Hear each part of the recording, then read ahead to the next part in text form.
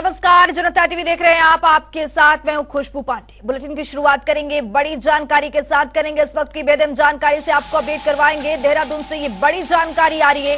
राष्ट्रपति द्रौपदी मुर्मू का उत्तराखंड दौरा है, तो वहीं आपको बता दें कि पीएम मोदी का भी उत्तराखंड संभावित दौरा है। ये बड़ी जानकारी से आपको अपडेट करवा रहे हैं। नवंबर महीने में आने की संभावना है। तो वहीं आपको बता दें कि दौरे को लेकर यहाँ पर शासन प्रशासन पूरी तरह से यहाँ पर चुस्त दुरुस्त तैयारी कर रही है। दिसंबर में इन्वेस्टर समिट में पीएम शामिल होंगे। सुरक्षा को लेकर अधिकारियों ने यहाँ पर बैठक अपनी शुरू कर दी है। राज्य स्थापना दिवस पर राष्ट्रपति मुख्य अतिथि के तौर पर यहाँ पर शिरकत करेंगी।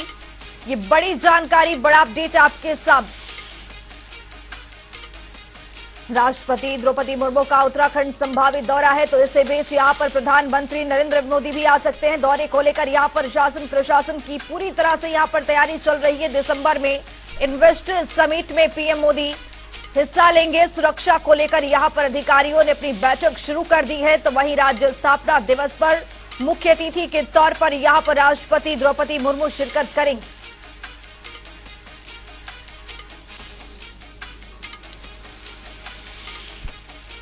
ये बड़ी जानकारी दौरे को लेकर यहाँ पर शासन प्रशासन की ओर से यहाँ पर तैयारियां शुरू कर दी गई है। दिसंबर में इन्वेस्टर समिट में प्रधानमंत्री नरेंद्र मोदी शामिल होंगे। ये बड़ी जानकारी आपको दे रहे हैं। तो राष्ट्रपति का उत्तराखंड संभावित दौरा है और इसी बीच प्रधानमंत्री भी उत्तराखंड के संभावित दौरे पर आ सकते हैं। नवंबर महीने में आने की संभावना है। ये बड़ी जानकारी, बड़ा अपडेट आपके सामने। दौरे को लेकर यहाँ पर शासन प्रशासन की तैयारियां शुरू हो गई है। दिसंबर में इन्वेस्टर समिट में पीएम मोदी हिस्सा लेंगे। सुरक्षा को लेकर अधिकारियों की यहाँ पर बैठक शुरू हो गई।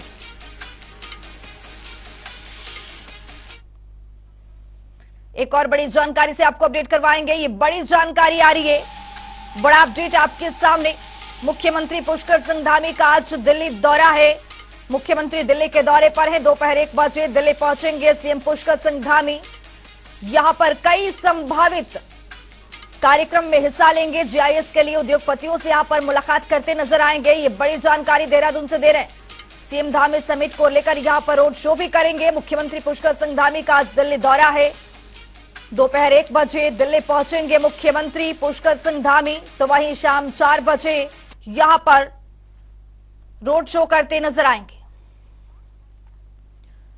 तो हमारे साथ हमारे सहयोगी देहरादून से नवीन शुक्ला हमारे साथ जुड़ चुके हैं। नवीन, मुख्यमंत्री आज दोपहर 1 बजे करीब दिल्ली के लिए आएंगे और यहां पर कई प्रस्तावित कार्यक्रम में शिरकत करेंगे।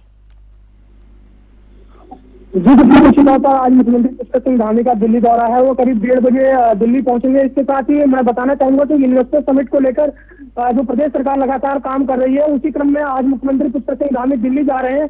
जिसके बाद वो करीब देर रात 8 बजे वो चेन्नई पहुंचेंगे। कहीं ना कहीं इन्वेस्टर समिट को लेकर प्रदेश सरकार लगातार तैयारियों में लगी हुई है। खुद मुख्यमंत्री पुष्कर सिंह धामी इससे पहले लंदन के दौरे पे गए थे। इसके साथ ही वो दुबई गए थे। कहीं ना कहीं इन्वेस्टरों को इन्वाइट करने के लिए वो लगातार दौरे कर रहे हैं और इसी क्रम में अब वो चेन्नई भी जा रहे हैं।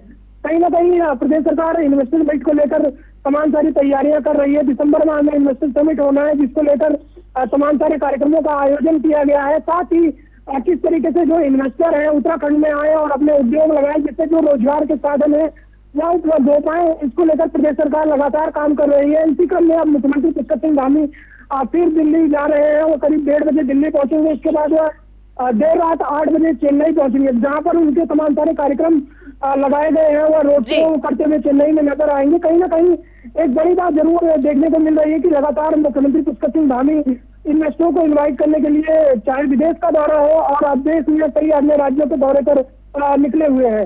तो कहीं ना कहीं एक बड़ी बात जरूर होने वाली है कि जो तमाम सारे युवा हैं जो रोजगार की तलाश में है, उनको एक रोजगार का साधन भी उपलब्ध होगा और साथ ही जो प्रदेश का विकास वह भी पूरी तरीके से हो पाएगा। तो कहीं ना कहीं जो बड़े इन्वेस्टर हैं उत्तराखंड में अपना उद्योग लगाएंगे, निवेश करेंगे, तो रोजगार का साधन उपलब्ध होगा और जो उत्तराखंड का विकास है वो भी तेजी के साथ हो सकेगा।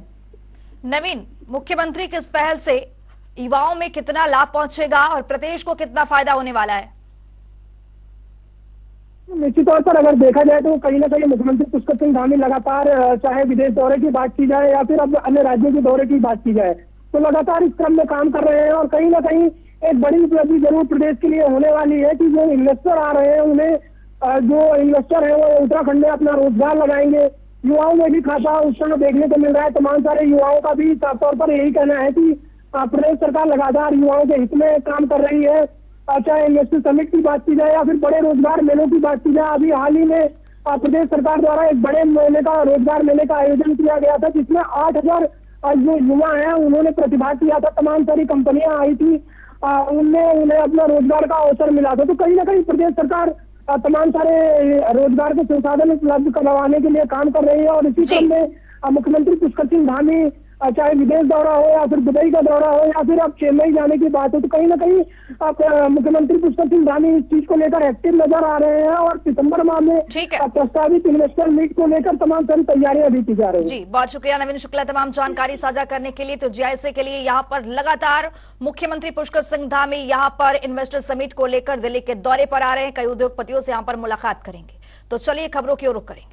उत्तराखंड के पूर्व मुख्यमंत्री हरीश रावत की कार का देर रात एक्सीडेंट हो गया है। इस हादसे में हरीश रावत बाल बचे हैं, उन्हें मामूली चोटें आई हैं, जिसके बाद तत्काल उन्हें अस्पताल में भर्ती कराया गया है। हादसा हल्द्वानी के काशीपुर की ओर जाते हुए हुआ है, जब उनकी कार हरियाणा मिष्ठान भंडार के सामने डिवाइडर से सीधी टकरा गई है। वहीं सूचना मिलने पर मौके पर पहुंचे सीओ बाजपुर भूपेंद्र सिंह भंडारी ने उन्हें बाजपुर अस्पताल में भर्ती करवाया, जहां से उन्हें प्राथमिक उपचार के बाद हायर सेंटर के लिए रवाना कर दिया गया है। लोकल अस्पताल में ले गए, वहाँ पर डॉक्टर को बुला कर उन्हें बीपी इत्यादि चेक किया। और ये ऐसा नहीं है कि मतलब किसी ने कोई वो किया। मैं बल्कि लोकल लोगों को बहुत धन्यवाद देता हूँ कि उन्होंने जितनी चिंता और जितनी व्यग्रता दिखाई, सब गाड़ी लेकर के यहाँ तक लाने के लिए भी कुछ लोग आ गए। फिर हमारे सानी जोशी जी के इनके हैरी कई लोग आ गए थे रात को भी। तो इन लोगों ने ठीक है, बाकी ठीक है। ज़रा अब होता है तो बड़े ऐसे हादसे में भगवान की कृपा है कि बाकी नुकसान नहीं हुआ। ज़रा छाती में और कमर में, टांगों में, भगवान की कृपा रही के जोड़ों में, इन सब में बहुत ज़बरदस्त पेन है। तो हमारे साथ हमारे सहयोगी भूपेश जुड़ चुके हैं उधम सिंह नगर से। भूपेश, यहाँ पर पूर्व मुख्यमंत्री हरीश रावत की जिस तरह से यहाँ पर गाड़ी टकराई है, क्या है पूरा मामला, किस तरह से यह हादसा हुआ है? खुशबू, बेसिकली कल हरीश रावत जी हल्द्वानी आए थे और कुछ उनके कार्यक्रम लगे हुए थे वहां पे, और रामलीला के भी कुछ प्रोग्राम थे, एक शादी समारोह में भी उन्हें जाना था। और इन्हीं कार्यक्रमों की व्यस्तता को लेके जब हरीश रावत रात को काफी लेट नाइट जब वहां से निकले हैं, तो जैसा हरीश रावत जी ने खुद बताया है कि जो ड्राइवर था वो भी काफी एग्जर्ट हो गया था, काफी एक्सर्शन हो गया था उसको भी। तो कुछ किसी पे दोष न लगा के उन्होंने ये बताया कि ओवरटेक करने को लेके, क्योंकि वो रोड सिंगल रोड है और कहीं ना कहीं डिवाइडर वहां पे नहीं होता है जनरली, पर अचानक से जब ओवरटेक करने को लेके जब वो गाड़ी ओवरटेक करी तो डिवाइडर से जाके टकराई है गाड़ी। और हालांकि चोटें आई हैं, जो गनमैन है, सुरक्षाकर्मी, उनको थोड़ा सा चोटें आई हैं। और हरीश रावत जी चूंकि आगे बैठे हुए थे, उनको सीने में, पसली में थोड़ा दर्द बताया जा रहा है। रात ही वहां पे, क्योंकि जो सीओ सिटी है वहां पे भूपेंद्र सिंह भंडारी, वो मौके पे आए थे जैसे सूचना मिली। और आसपास, क्योंकि कल दशहरा का त्योहार था, आसपास जितने भी लोग जो लौट रहे थे सारे उस मेले से, तो वो वहां पे काफी भीड़ जमा हो गई उसी दौरान। और जब मामला, क्योंकि हरीश रावत को लेके था वो एक्सीडेंट, वहां पे सब लोगों ने जब देखा तो आन फान में सभी लोगों ने वहां पे प्राथमिक उपचार के लिए उनको सबसे पहले जो केवीआर हॉस्पिटल है काशीपुर में, वहां उनको ले जाया गया।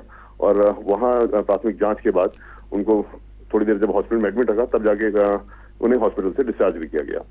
रात ही फिर वो हॉस्पिटल काशीपुर में जहां उन्हें जाना था, होटल में, अनन्या होटल में, वहां के लिए उन्होंने प्रस्थान किया। जी, बहुत शुक्रिया भूपेश, बहुत शुक्रिया तमाम जानकारी साझा करने के लिए।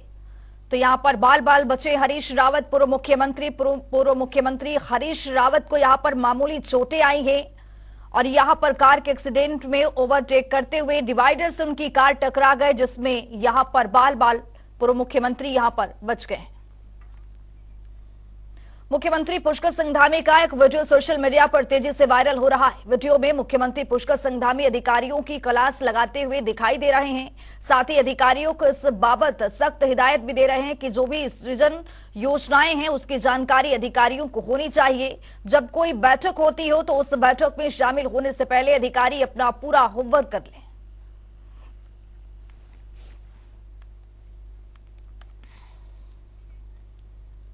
उत्तराखंड के पिथौरागढ़ में मंगलवार को बड़ा हादसा हो गया। धारचूला क्षेत्र में तवाघाट लिपू लेख राष्ट्रीय राजमार्ग में पांगला तंपा मंदिर के पास पिकअप वाहन 500 मीटर गहरी खाई में जा गिरी। इस हादसे में 5 लोगों की यहां पर मौत हो गई है। बता दें कि वाहन गुंजी से धारचूला आ रहा था। पुलिस और एसडीआरएफ की टीम यहां पर रेस्क्यू ऑपरेशन में जारी है। वहीं सड़क दुर्घटना में यात्रियों के हताहत होने की खबर पर सीएम धामी ने दुख जताया है। तो वहीं सीएम धामी ने ट्वीट कर लिखा कि ईश्वर से प्रार्थना है कि दिवंगत आत्माओं को अपने श्री चरणों में स्थान एवं शोक संतप्त परिजनों को ये असीम कष्ट सहन करने की यहां पर शक्ति प्रदान करें।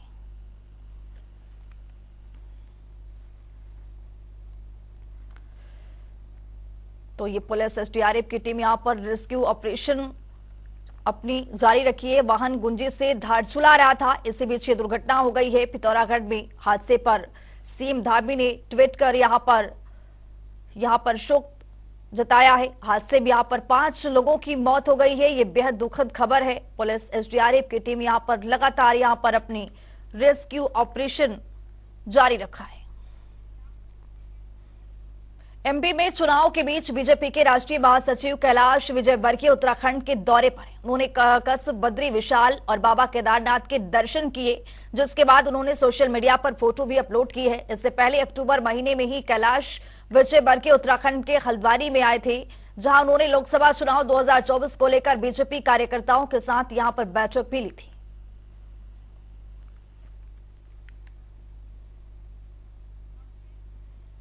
मेरी माटी मेरा देश अभियान के तहत देहरादून में 28 अक्टूबर को कार्यक्रम का आयोजन किया जाएगा, जिसके लिए प्रदेश भर के शहीदों के घरों से आने वाली मिट्टी के कलश इकट्ठा किए जाएंगे।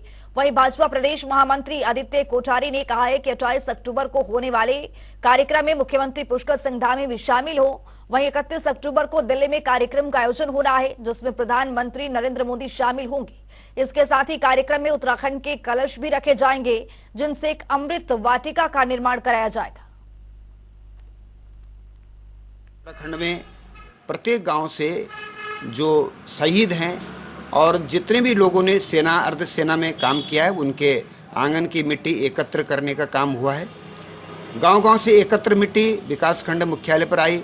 नगरीय जो क्षेत्र हैं उनमें उनके एक केंद्र में एकत्र हुई है और विकासखंडों पर नगरीय क्षेत्र में जहां-जहां मिट्टी एकत्र होकर के उसका कलश बना है, वह अब हम प्रदेश मुख्यालय पर उसको लाने का कार्यक्रम बना रहे हैं और उसकी तिथि संभवतः 28 तारीख को है।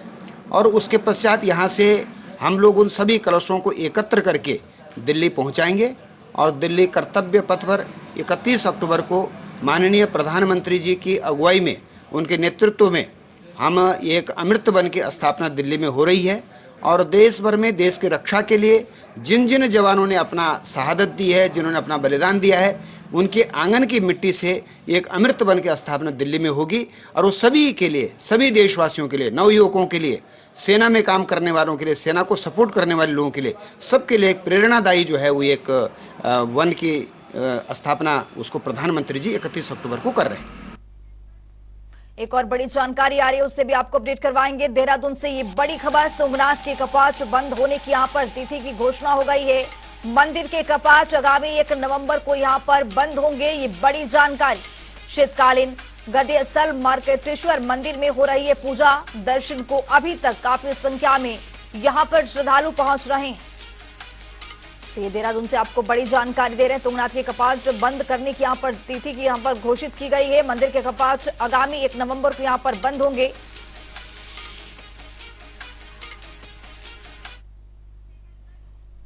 एक और बड़ी जानकारी आ रही है, उससे भी आपको अपडेट करवाएंगे। ये बड़ी खबर, बद्रीनाथ धाम से पड़ रही है कड़ाके की ठंड।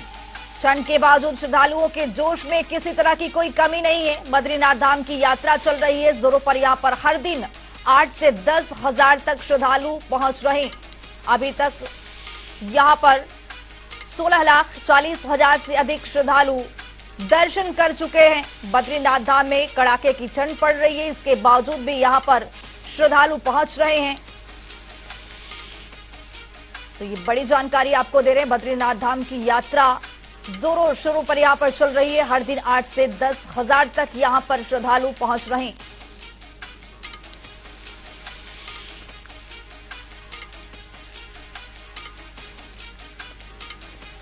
तो बद्रीनाथ धाम में कड़ाके की ठंड पड़ रही है, इसके बावजूद भी यहां पर श्रद्धालु पहुंच रहे हैं। बद्रीनाथ धाम की यात्रा यहां पर जोरों से चल रही है। हर दिन 8 से 10,000 तक यहां पर यात्रियों का पहुंचने का सिलसिला जारी है। 16,40,000 से अधिक श्रद्धालु अब तक दर्शन कर चुके हैं। ये बड़ी जानकारी से आपको रूबरू करा रहे हैं। ठंड के बावजूद भी श्रद्धालुओं के जोश में किसी तरह की कोई कमी नहीं है। तो हमारे सहयोगी यशराज आनंद हमारे साथ जुड़ चुके हैं। यशराज, यहाँ पर बद्रीनाथ धाम में कड़ाके की ठंड पड़ रही है, लेकिन यहाँ पर जो श्रद्धालु हैं उनके जोश में किसी तरह की कोई कमी नहीं है। बद्रीनाथ धाम में कड़ाके की ठंड पड़ रही है। बर्फबारी कुछ दिन पहले बद्रीनाथ धाम में हुई थी, वहीं कल भी बर्फबारी देखने को मिली। इससे पहले हेमकुंड साहिब में भी बर्फबारी देखने को मिली थी और करीब 4 फीट बर्फ जमा हो गई थी। इसी को देखते हुए धाम में भीड़ बढ़ते जा रही है। श्रद्धालुओं की संख्या में, तादाद में कोई कमी नहीं हुई है। वहीं बद्रीनाथ धाम में श्रद्धालु जो है पूजा के साथ साथ बर्फबारी का भी आनंद ले रहे हैं। बर्फबारी के कारण श्रद्धालुओं में कोई भी जोश उत्साह में कमी देखते हुए नजर नहीं आ रहे हैं। लगातार श्रद्धालु पूजा के साथ साथ पर भी खेल कर रहे हैं। बच्चे भी, यदि बात करें बच्चों की, तो बच्चे भी बर्फबारी का लुत्फ उठाते हुए नजर आ रहे हैं। तो बर्फबारी के कारण पूरा बद्रीनाथ धाम और 4 धाम यात्रा का नजारा ही दृश्य में बदल गया है। वहाँ पर श्रद्धालुओं की भीड़ लगातार जमी हुई है और श्रद्धालु पूर्ण भक्ति तरीके से पूजा कर रहे हैं। ठीक है यशराज, तमाम जानकारी देने के लिए आपका बहुत बहुत शुक्रिया। बद्रीनाथ धाम में यहाँ पर कड़ाके की ठंड पड़ रही है, इसके बावजूद भी यहाँ पर श्रद्धालुओं की जोश में किसी तरह की कोई कमी नहीं है। तो चलिए रुक करेंगे खबरों की ओर। हरिद्वार से कानपुर जाने वाली गंगा नदी का आज रात से 20 दिनों के लिए बंद रहेगी। वहीं स्नान और पूजन के लिए खलकी पेड़ी पर पानी छोड़ा जाएगा। ये आज से जो है और 11 नवंबर की मध्यरात्रि तक रहेगी। ये 20 दिन के लिए टोटल हमारी जो नहर होगी वो बड़ा बैराज से बंद की जाएगी। कितने जनपद इससे प्रभावित? इसमें हमारे उत्तर प्रदेश के 16 जनपद हैं जो इससे मतलब सिंचाई की जाती है। ये जो गंगा नहर है हरिद्वार से कहाँ तक प्रभावित है? ये गंगा नहर हमारे हरिद्वार से और लगभग फिरोजाबाद तक जाती है, जिसमें लगभग 14 से 16 जनपद आते हैं टोटल। इस बीच में सफाई कार्य किस तरह? हाँ, इस बीच में जो भी हमारे मेन कैनाल के वर्क हैं, जैसे घाटों की सीढ़ियों की मरम्मत है, रेलिंग है और आपकी आंतरिक स्लोप हैं, जो भी मेंटेनेंस मतलब होता है वो सब इंटरनल सेक्शन का जो भी नहरबंदी में संभव होता है वो सारा कराया जाता है।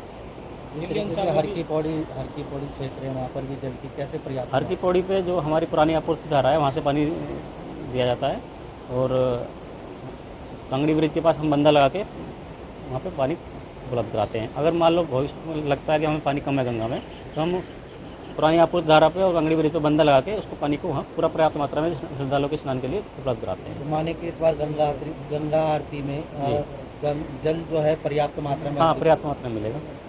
हर की पौड़ी में जो श्रद्धालु आते हैं उन्हें गंगा, हाँ, उनका पूरा ध्यान रखा जाएगा, उनको पर्याप्त मात्रा में पानी उपलब्ध कराया जाएगा। गंगा बंद होने से दिल्ली अंचल में पानी की किल्लत हो जाती है, वेस्टर्न यूपी में भी इस तरह का? नहीं, किल्लत नहीं, इस टाइम पानी की इतनी डिमांड है नहीं, लगभग 4,500 तो आज ही डिमांड है, तो इतनी जरूरत है। बाकी हम जो भी हमारा दिल्ली की सप्लाई, वहाँ हमारा मुरादनगर में सिंचाई विभाग का रेगुलेटर है, तो वहाँ पॉन्डिंग की जाती है पानी की, वो धीरे धीरे उसको रिलीज करके वहाँ पे सप्लाई लगातार दे दी जाती है। आज से गंगा बंद हो जाएगी, कब खुलेगी? लगभग कितने? ये 11 नवंबर की मध्यरात्रि तक खुलेगी, 20 दिन की नहर बनेगी।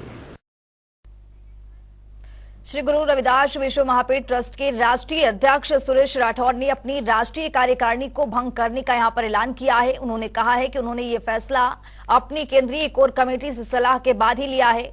वहीं जल्द ही केंद्रीय कोर कमेटी के साथ बैठक कर फिर से यहां पर नई कार्यकारिणी घोषित की जाएगी, जिसमें आने वाले कार्यक्रम के लिए विचार विमर्श के साथ ही महापीठ में काम करने वाले नए कार्यकर्ताओं को अवसर भी प्रदान किया जाएगा। जनता पार्टी का परचम लहराएगा। माननीय मोदी जी को हम देश का प्रधानमंत्री बनाना चाहते हैं। रविदास पीठ का एक एक कार्यकर्ता माननीय मोदी जी को, भारतीय जनता पार्टी को, अमित शाह जी को, जगत प्रकाश नड्डा जी को, पुष्कर धामी जी को पूर्ण रूप से सहयोग करेगा और उसमें अपनी भागीदारी को निभाने का काम करेगा। और यही हमारा लक्ष्य है। भारतीय जनता पार्टी के कई सारे ऐसे प्रत्याशी जो पीठ में काम कर रहे थे, उनको राजस्थान और मध्य प्रदेश के अंदर प्रत्याशी बनाया गया। हम यहां से जाकर उनको भी जिताने का काम करेंगे और भारतीय जनता पार्टी के जो लोग और लड़ रहे हैं, श्री गुरुद्वारा भीष्मा पीठ उनमें पूर्ण रूप से सहयोग करते हैं, उनको जिताने का काम करेंगे।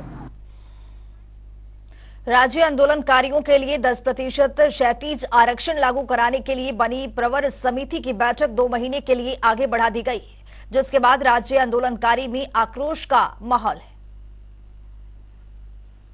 इस प्रकार से आज जो समाचार पत्रों में देखा है, तो इससे सरकार की मंशा साफ जाहिर होती है और जो घड़ियाली आंसू विधानसभा के अंदर कई विधायक या मंत्री दिखाते हैं, उससे साफ मंशा जाहिर होगी विधानसभा अध्यक्ष की भी, मंत्री जो है प्रेमचंद अग्रवाल जी की भी, और तमाम जो विधायक इसमें शामिल हैं। और कहीं ना कहीं कुछ ब्यूरोक्रेट उसमें लगता है। यदि माननीय मुख्यमंत्री की मंशा सही है तो माननीय मुख्यमंत्री इस 2 महीने की जगह इसको 2 हफ्ते से पहले 1 हफ्ते के अंदर इस बैठक को बुला सकते हैं। और अगर सरकार की मंशा में संशय है, मैं केवल इसमें यह कहना चाहता हूं कि आज दशहरे के दिन जिस प्रकार से मामा मारिच बनकर हमारे साथ जो छल किया गया उत्तराखंड राज्य आंदोलनकारियों के साथ, उसको प्रदेश आंदोलनकारी ही नहीं, शहीद परिवार भी माफ नहीं करेंगे। और जो लोग उसके आश्रित थे, जिनको कि 10 साल से पुनर्बहाली की जो डिमांड कर रहे थे, जो खुद स्वयं आंदोलनकारी थे, वो उम्र दराज होने की पद पे उनकी आह, इनको जो है टीस जो है, उनको हमेशा कहीं ना कहीं उस चीज का दंड जरूर देगी। इस बुलेटिन में मेरे साथ इतना ही। नमस्कार।